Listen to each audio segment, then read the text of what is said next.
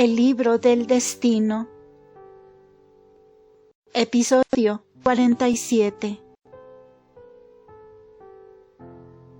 Continuación del segundo ay. Parte primera.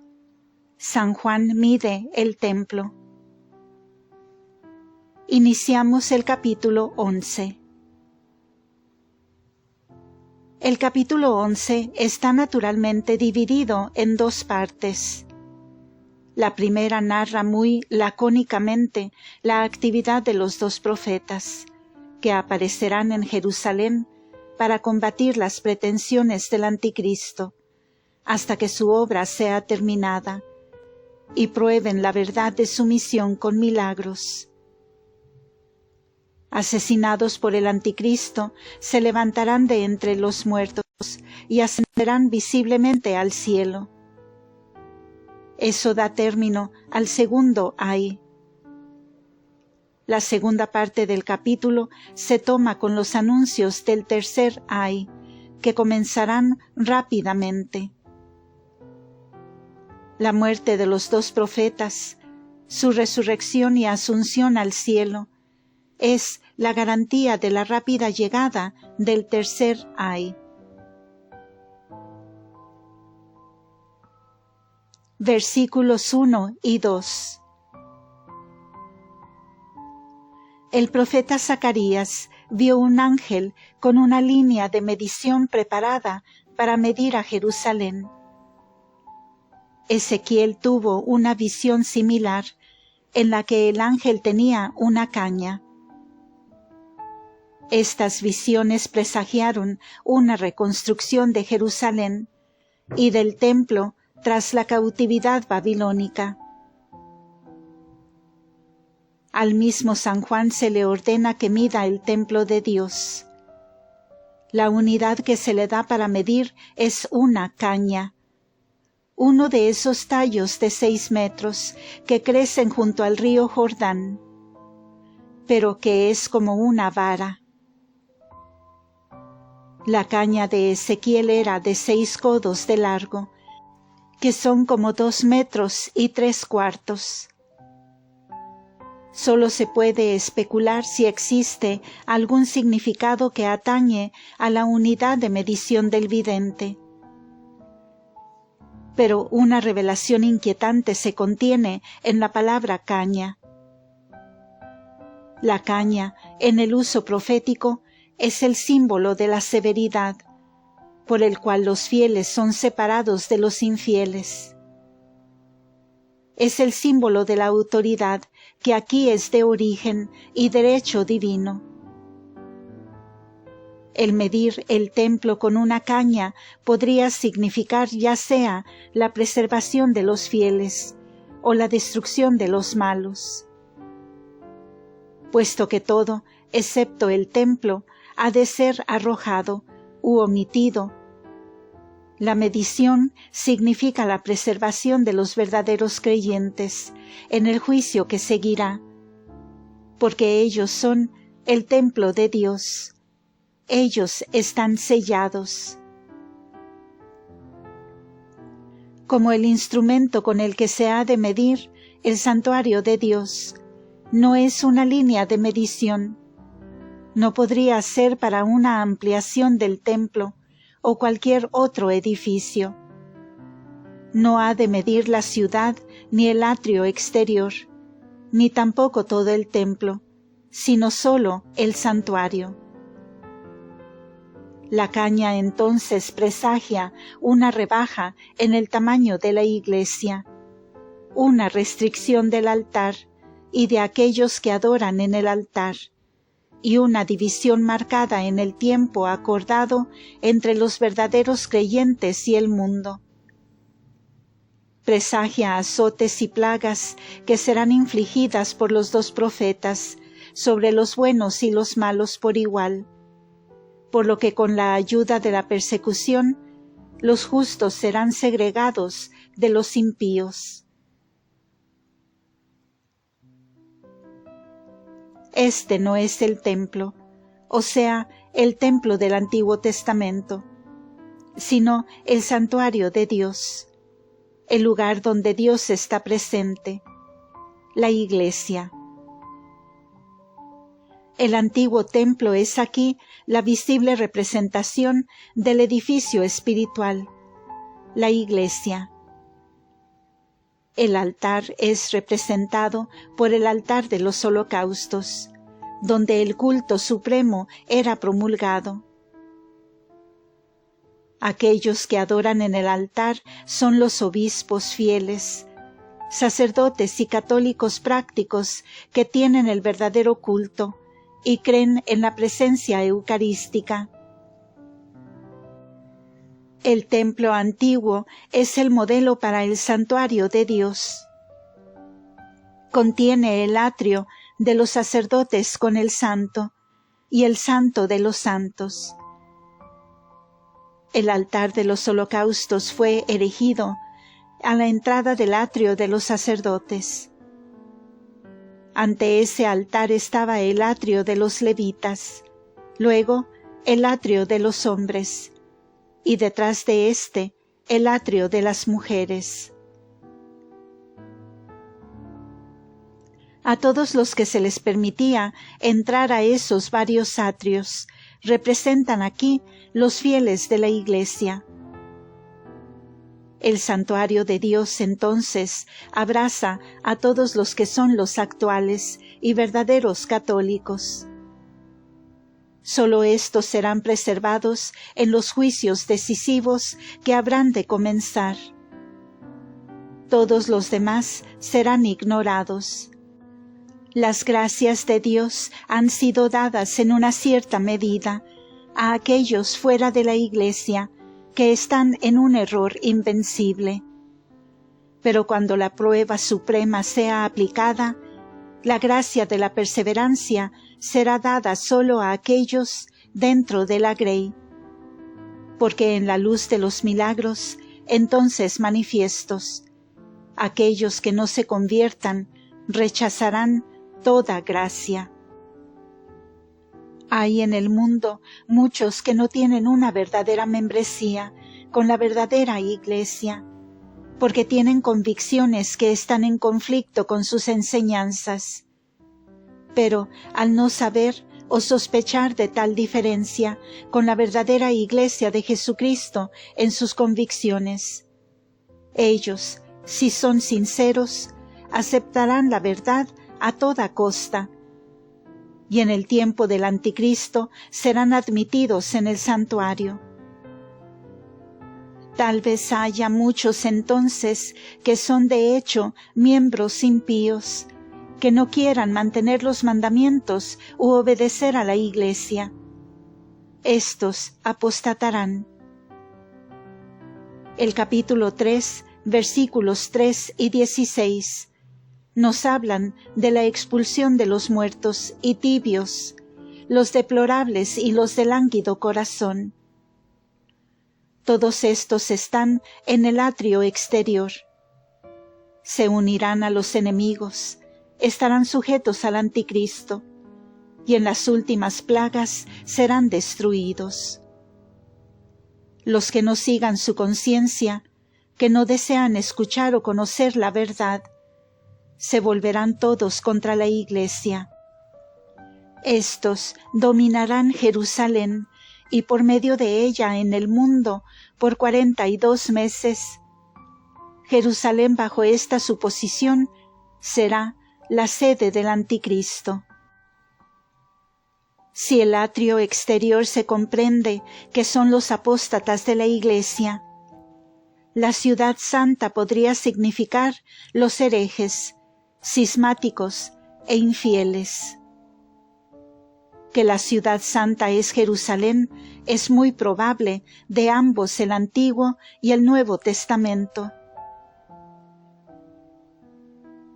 La última cláusula del versículo tiene un verbo finito y está unido a la cláusula anterior por la conjunción y, para denotar un tiempo simultáneo para ambas cláusulas. Ambas cláusulas son realmente oraciones independientes.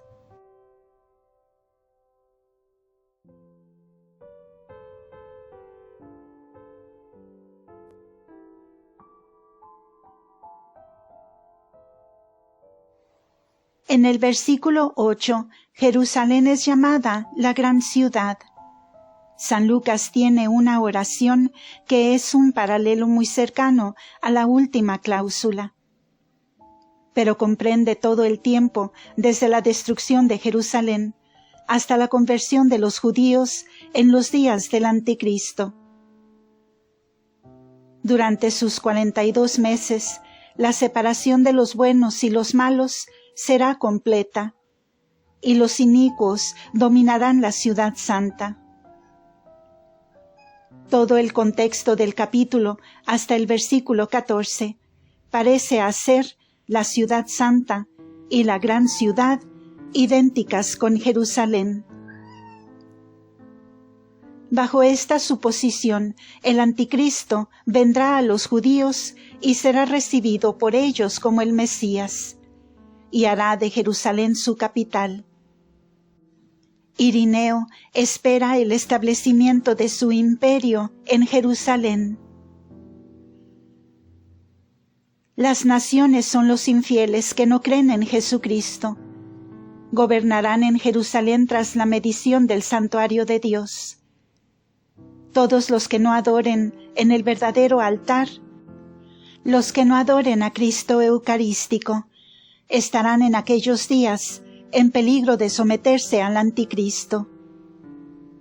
Nadie puede predecir qué tan completa será la obra de sujeción externa de todos los no católicos a la divinidad del Anticristo.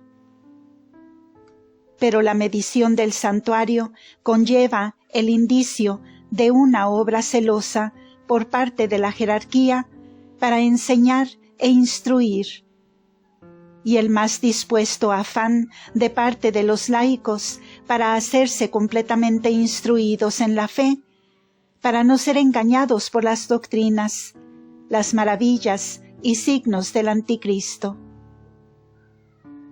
Aquellos que sean indiferentes entonces, y sacerdotes y obispos relajados, serán arrojados de la Iglesia. Las pruebas de fe que buscan dejarán en la Iglesia solo a aquellos que prefieren perderlo todo antes que su fe. Tal fidelidad será posible solo por aquellos que antes de este día han vivido las enseñanzas de la Iglesia, o se han unido con toda la convicción e intención de sacrificarlo todo por ella, y han sido desarrollados, iluminados y fortalecidos por la gracia. Nadie puede ser miembro de la Iglesia y amigo del Anticristo. Segunda parte. El testimonio de los dos testigos. Versículos 3 al 13. Versículo 3. El que habla aquí es Cristo, o su ángel. San Juan no dice quién le da la caña, pero debe ser el que ahora habla. Lo que le dará a los dos testigos es agregado por la palabra y, con la cláusula sucesiva, a saber, la autoridad de hablar y actuar en su nombre, por 1260 días. El tiempo aquí se da en días para denotar una actividad incesante de predicación y milagros obrados día a día. Corresponde a la vida pública de nuestro Señor. Los testigos predicarán la penitencia y darán el ejemplo de la penitencia con su austeridad y con su vestir. El artículo definitivo designa los dos testigos como dos personajes definitivos que pueden fácilmente ser reconocidos de los libros del Antiguo y Nuevo Testamentos. La profecía parece claramente referirse a Malaquías, donde él dice: «He aquí que os enviaré al profeta Elías, antes que venga el día grande y tremendo de Yahvé». Elías fue tomado vivo en un carruaje de fuego y es preservado en un lugar secreto, un paraíso, para el gran día de Dios Todopoderoso. Enoc también fue transportado vivo, como dice San Pablo. Enoc fue trasladado para que no viese la muerte. Su traslado, similar al de Elías, presagiaría lógicamente para él una participación en la obra de Elías. Esta es la opinión de la mayoría de los intérpretes. Los comentaristas que piensan que el segundo testigo podría ser Moisés, porque él apareció en el monte Tabor con Elías, olvidan Deuteronomio, donde se relata la muerte y entierro de Moisés, y olvidan el Apocalipsis, donde la bestia mata a los 2 testigos, y de donde después de eso ellos se levantan de la muerte. De acuerdo con el récord en Deuteronomio, Moisés murió, fue enterrado y siguió el destino de toda carne. Tras tantos miles de años, ahora se levantaría de entre los muertos, moriría una vez más, y nuevamente se levantaría de entre los muertos. Al hablar sobre Juan el Bautista, nuestro Señor dijo a sus discípulos: «Y si queréis creerlo, Él mismo es Elías, el que debía de venir». Pero el mismo Juan dijo, cuando los fariseos enviaron para preguntarle: «¿Eres tú Elías?». «No lo soy». San Gregorio explica esta aparente contradicción al decir que nuestro Señor habló de la función de Juan, como el ángel había dicho a Zacarías. Caminará delante de él con el espíritu y el poder de Elías. Mientras Juan habló de la persona de Elías cuando negó que él lo era. Juan el Bautista no contribuyó al día grande y tremendo de Yahvé, como fue predicho de Elías. Ese día será la destrucción del anticristo y todas sus hordas, y el establecimiento del milenio en adelante. Nuestro Señor claramente predijo la venida de Elías. Ciertamente, Elías vendrá y restaurará todo. Los que rechazan tal interpretación dan explicaciones extremadamente fantásticas. Los más grandes académicos han sostenido que los 2 testigos deben ser Enoc y Elías en persona. La venida de Enoc está registrada en el libro del Eclesiástico.